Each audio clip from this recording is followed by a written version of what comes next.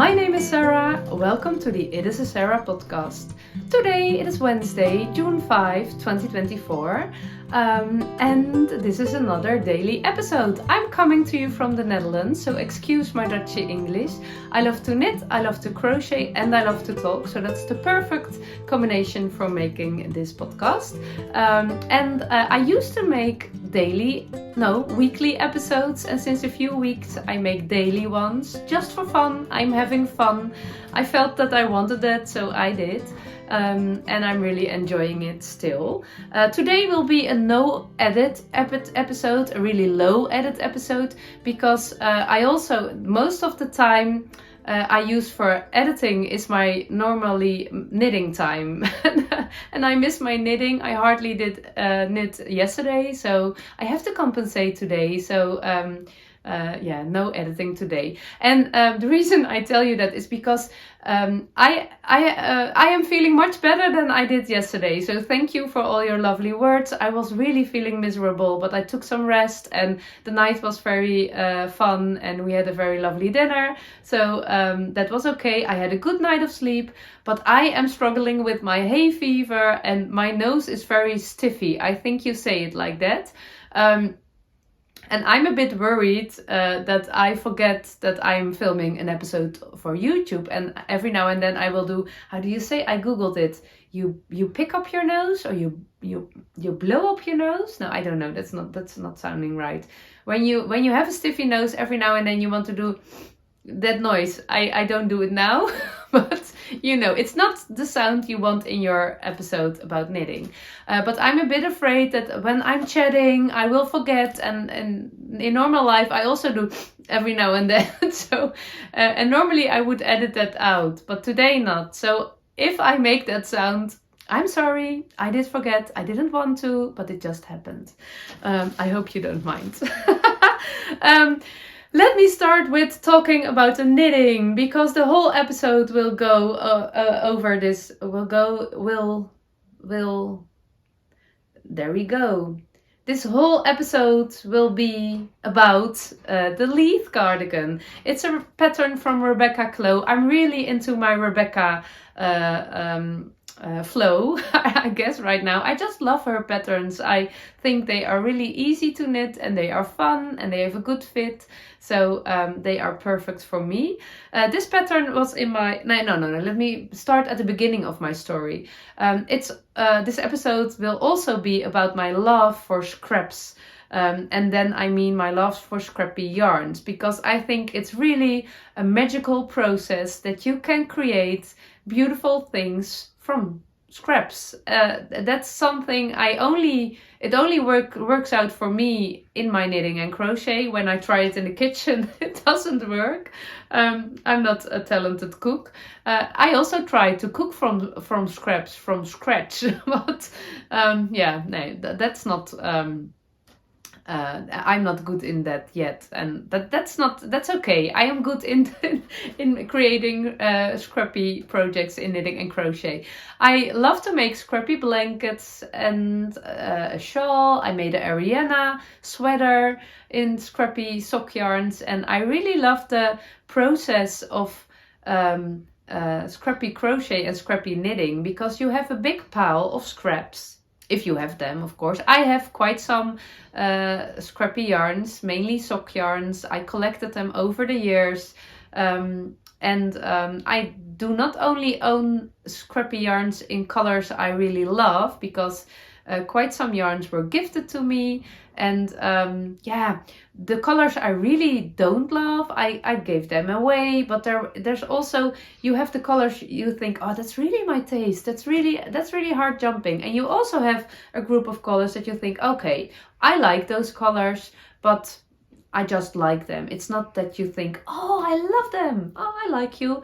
And I kept them too. So I've quite a big stash, a combination of hard jumping colors and just lovely colors. I make a blanket every now and then in those scrappy yarns, and I really love the process of combining all those colors and just let it happen. I never do a color coordination, not really. I always am aware that there's enough brown in it because brown is absolutely my favorite color. And I think when you combine something with brown, when I combine something with brown, it's always working out for me. So maybe that's an advice when you are going to make a scrappy project. When you combine it with your favorite color, it's always good. It always will work out. So that's the only thing I influence every now and then, put some extra brown in it. But I really like to let it happen, and quite often I am crocheting or knitting in a color combination and I think, oh, this is bad, this is not looking good, this is not what I like. But the fun thing is at the end, when the blanket or the garment or the shawl is finished, it is just perfect. It is even the spot I didn't like in the whole project. It's exactly how it must be. So I like it that you can put all those tiny ends, all those tiny scraps together and create one big piece. And I think that's a really inspiring life lesson. You have all those loose ends in your life and all the things that are too little to be really something on their shelves, but when you combine all those things in something big, it can become something beautiful. Yeah, that's nice to muse about, to think about, to play with. It makes me happy. So that's the most important. Do things which make you happy. So I started with that project, but that absolutely didn't make me happy. This is the Kerr sweater. The Kerr sweater is also a pattern by Rebecca, and I don't know if you can see it, but this is the Kerr sweater. I made it, I think, 2 years ago, and I did a little modification in the neckline. I made it a bit lower because I love the lower neckline, and I really love the fit of this sweater. I did wear it quite a lot and it's just perfect.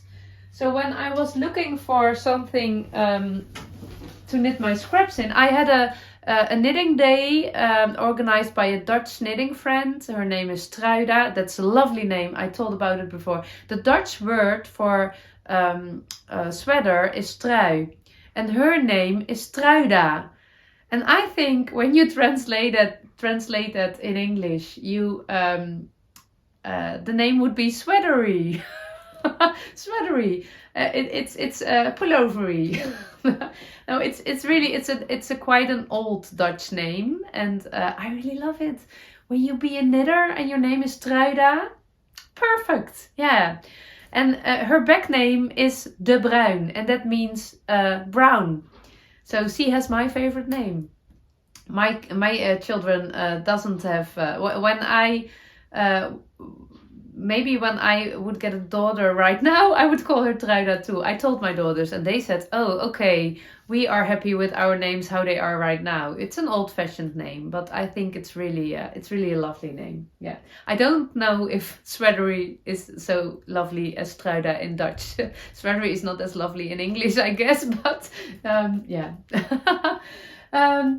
But I was at her knitting day, and we had a talk about your yarn stash, collecting your yarns, the need a lot of knitters feel to collect as much as possible of what you like, and that it's really nice. It's not for everybody, of course, but for a lot of people it's really nice to own a lot of yarns, to have a big yarn stash, but it suddenly can change, and your richdom can feel it can push on your shoulders, as if you have to knit it all, and you get a little stress, a little pressure of it, and then it doesn't feel only nice, it can also feel as a burden. That sounds quite dramatic, isn't it? But I'm the words in English are still quite hard for me.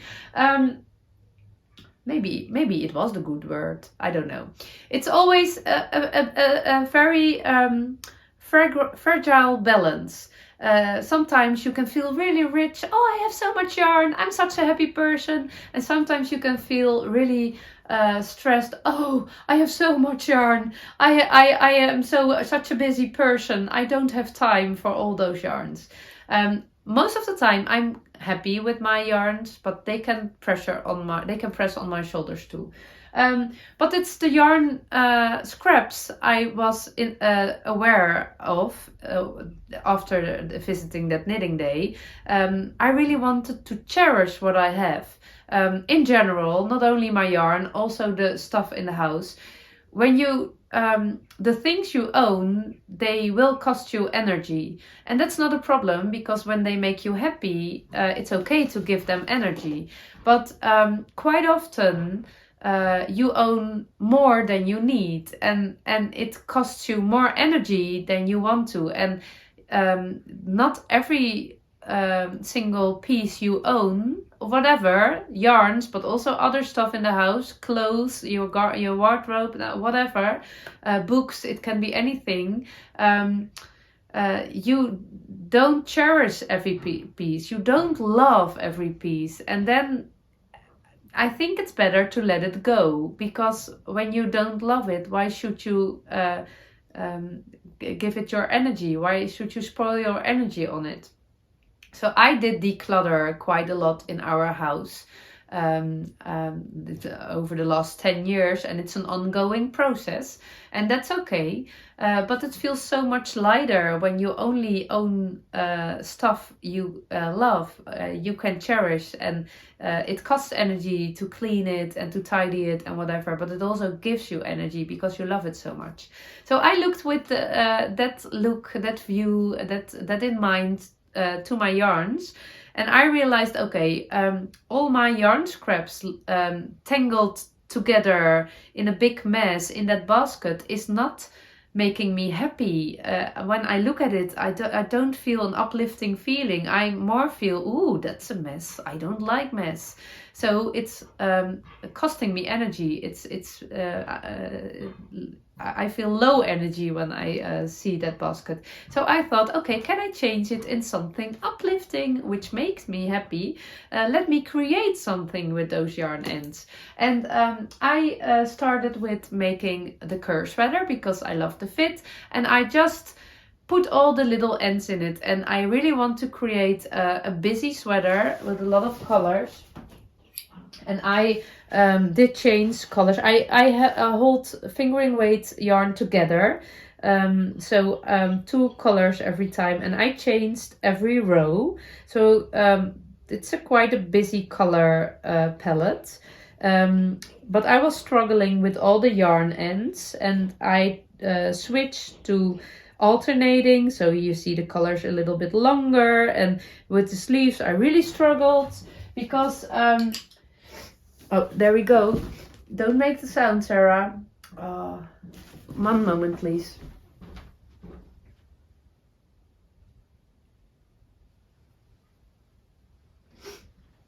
I did it again. I hope you couldn't hear it. Yeah, okay. All the yarn balls attached to the sweater were really frustrating me because I got tangled up every time, and it was not knitting nice because it was a big mess, and I don't like mess, so it was really frustrating.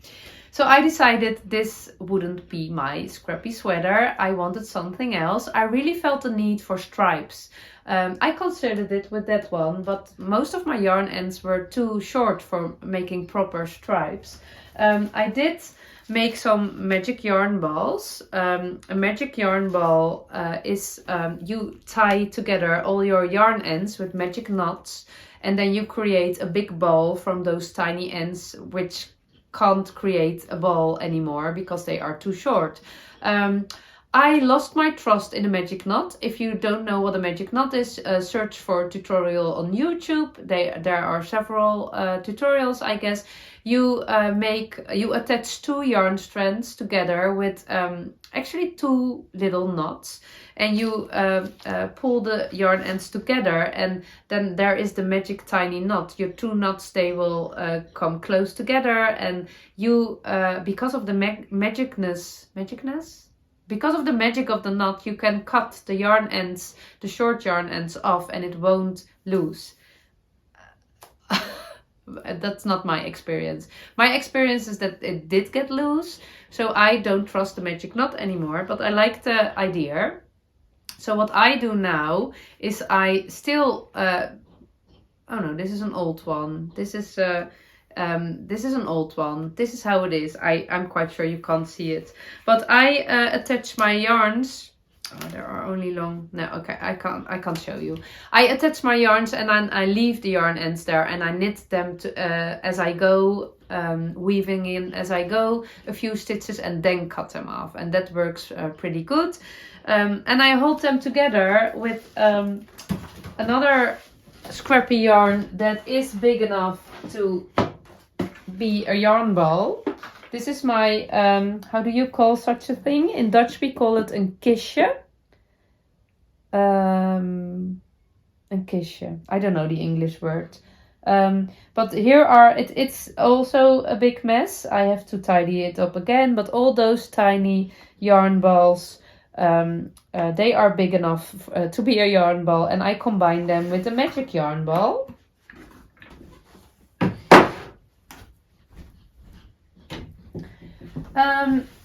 Yeah, so I really felt the need for another pattern. So I checked my Ravelry library. I used the filter, the advanced search to check all my DK weight patterns. And then I noticed I have the Leith Cardigan pattern. I didn't buy it.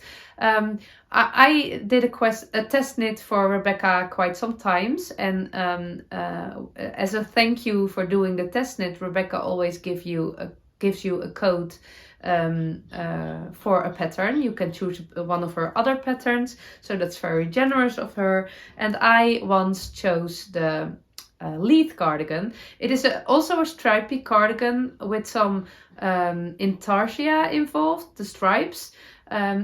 I'm not really a stripy person, I guess. So I never felt the need for that cardigan in my life. But now I suddenly realized it's a DK weight. I can use it as a pattern for my scrappy cardigan, which I also want to knit stripes. I didn't want to do the intarsia because I think it's busy enough. So I didn't do that. I skipped that part. But it was perfect. And I love the cardigan because of the fit. It's a bit the same as the corn cardigan. It has a V-shaped neckline and I really love that, and a dropped shoulder. So it's a very easy pattern. I think it's very good for beginner knitters. Absolutely beginner friendly. Certainly when you skip the intarsia, maybe that's a little bit of a challenging part. I never did intarsia. It didn't look hard. But you can skip that if you think that will be too hard for you. But you can also try if you want to, of course. But it's a bottom-up cardigan, and that meant so that means I had to start with the ribbing at the bottom, and I did use a DK weight yarn for it, not a scrappy weight. From the beginning I was quite sure I wanted to knit it with dark brown. The only thing that made me doubt was because I have this yarn in a sweater quantity and I had to break in my sweater quantity for only the ribbing. So I did search for other colors, and I also considered knitting the ribbing also in scrappy yarns, but I really felt it needs to be brown. So I just did use this one. It is Yerbo Alpe. It's a very dark brown. Which color? 36113. A very dark brown DK weight yarn. I don't know if it's a superwash yarn or a non-superwash. I don't know. But it was. It reminds me of the Peer Gynt, for example. It feels the same. So it was very nice yarn to knit with. So I started with the ribbing, and it was nice Let me. Then I added stripes, and I just held 2 strands of fingering weight, one magic yarn ball and one other strand together, and I made so the colors could change within the stripe, but I made so in this one you can see that quite obviously. I made 5 row stripes, and the first part of the cardigan was very easy to knit because there is no shaping. It's just a big piece of knitting back and forth. So very, very easy and very beginner friendly.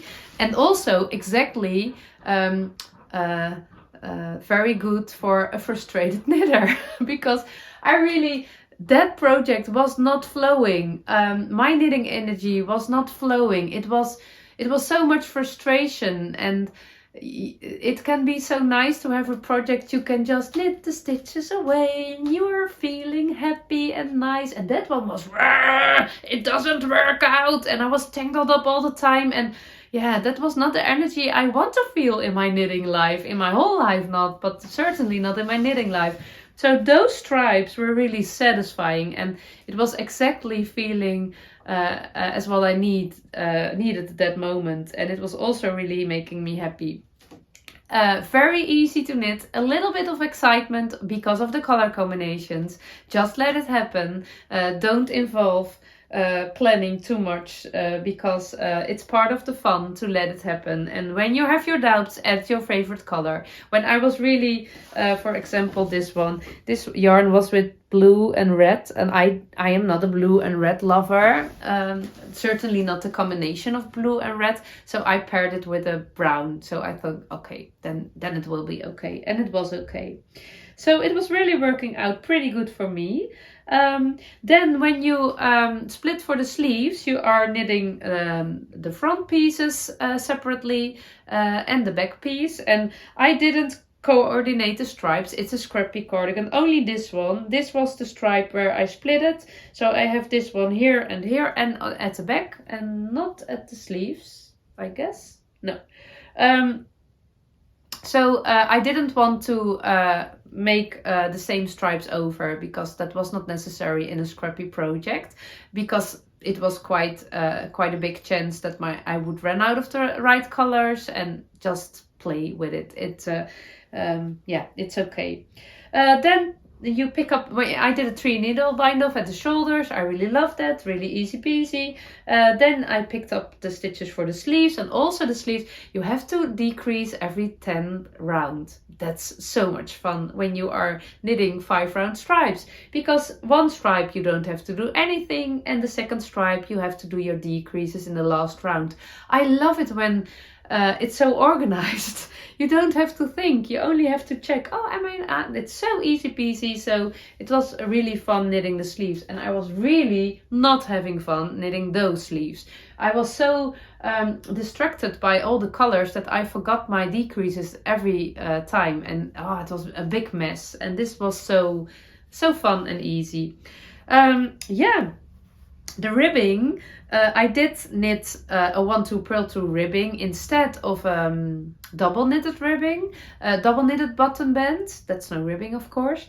I don't know. I prefer the look of ribbing. I think I never knitted a double knitted button band, I guess, but I really felt that I prefer the ribbing look, so I did that. I didn't add buttons. I was doubting about it. For my latest cardigan, I made some afterthought buttonholes, and it was really surprising me how easy and fun it was. And I don't understand why nobody's using afterthought buttonholes. I never saw it in a pattern. It's always you knit the buttonholes as you go. So I'm very curious if there are negative things. I don't know, do you have cons and pros? Do you call it a con? A con, yeah, it's a short word or a longer word, I guess. But I only can think of pros for afterthought buttonholes. But there must be cons too, because otherwise more people would use it, I guess. The cons were definitely This is one long ribbing, so it was on my cable that was quite short, so it was not flat on my cable. So when I should have decided where the buttonholes must come, I should have attached another cable, and then you have to plan, and you couldn't really fit it. So yeah, it's always a bit of a challenge to put them on the right place. And now I can fit the garment, it is blocked, I can put the buttons where I want, and I can make them afterwards. The only con I can think of is that it's harder when you use bigger buttons. The afterthought buttonhole, there is a limit for the size of buttons that can you push through afterthought buttonhole. So but I also thought I have buttons and they are quite big. I think they will fit through it, but if they don't, I will search for other buttons. That's not a problem. But I didn't add buttons. I was doubting about it. I have an open fronted cardigan with no buttons for summer, a bit of a reddish one, and I really love to wear it. So I thought, what shall I do? I think I love it close to, then you see the V-shaped neckline better. But then I realized I don't have to decide now. I can leave it open for now, and when I feel the need for buttons and buttonholes one day, I can make them. So that was also really fun. When I did add buttonholes, yeah, that opportunity was not really there, because then you should have seen buttonholes with no buttons. That would be weird. So I would attach buttons, and then I would have I still can wear it open fronted with buttons, but I think I love the look with no buttons better. So that was really nice. The only thing of the cardigan are my sleeves. I'm a bit doubting about them.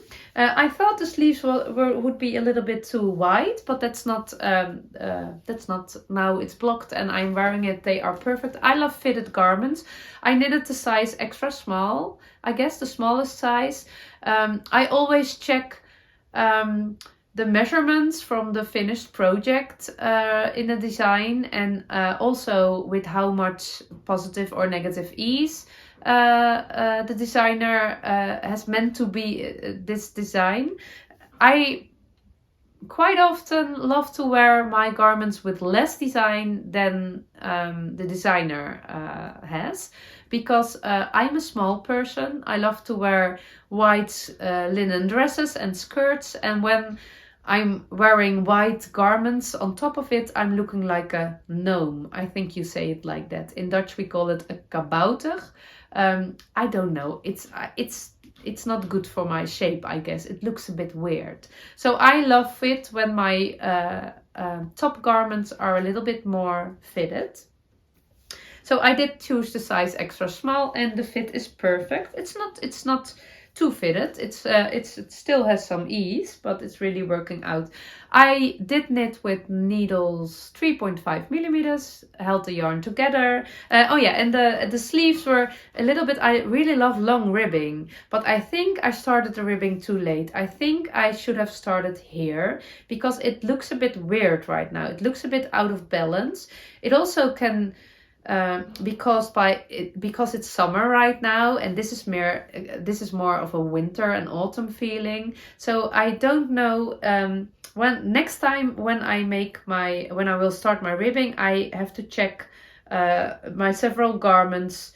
I think I have to start earlier. That looks better. But I noticed the problem is when I fold them this way, this length is not a length. Can you see it? Am I holding my arm out of screen? This length is not the length I like. It's a little bit too short and it's a little bit too long. But I noticed when I fold them more back, the whole ribbing, so it's bracelet length, this is working out better for me. And of course it's a little bit, oh, those tiny stripes are hidden under the ribbing. But yeah, it is what it is. You will have your time in autumn, I guess. So yeah, I'm really happy, really happy with this cardigan. I can see myself making a kerr sweater anyway, but also in a 5-stripe row round construction. I think it would work out better, and maybe I make a matching one also with the brown. ribbing.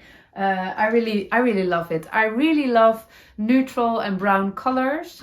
But I also love the bright ones, and combining those colors with dark brown and the brown of my dress or green or whatever, it's really matching. You have those days when you really need a colorful cardigan. It's just, giving you positive energy. And I have a lot of positive energy myself, but even I need such a cardigan every now and then. So that's really nice to have. And it was really fun to make. And that big pile of messy scraps in my basket is now a lovely organized stripy cardigan, which I really want to cherish, which I really want to take care of. And it's a heart jumping garment. So if you never made a scrappy project, please try it. It's so much fun. It's so much fun. Just let it happen. Have the trust that it will be okay. Even if you think, oh no, I really don't know if I like it. I had that feeling several times knitting this cardigan. But when you zoom out and you see the finished object, you think, okay, that was exactly how it was supposed to be. How it is supposed to be. And of course, you need to own a scrappy stash. But I know there are also several companies and dyers who sell mini skeins, or you can change with other knitters. We do that on knitting days quite often, so that's also a way to get your own collection of scraps. Of just buy a lot of sock yarns, knit a lot of socks, and have a lot of scraps. That's also how you can create your own scrappy stash. Okay, this was it for today. I hope you enjoyed the scrappy Leith cardigan as much as I do. As I said, no editing today. I just want to go knitting. I'm really looking forward to that. And tomorrow I will be back to you with another daily episode. I think tomorrow is on my list. The cutting and the pasting of my sewing paper, sewing pattern for my estuary skirt, not the holy skirt, Sarah. And of course I will do some knitting.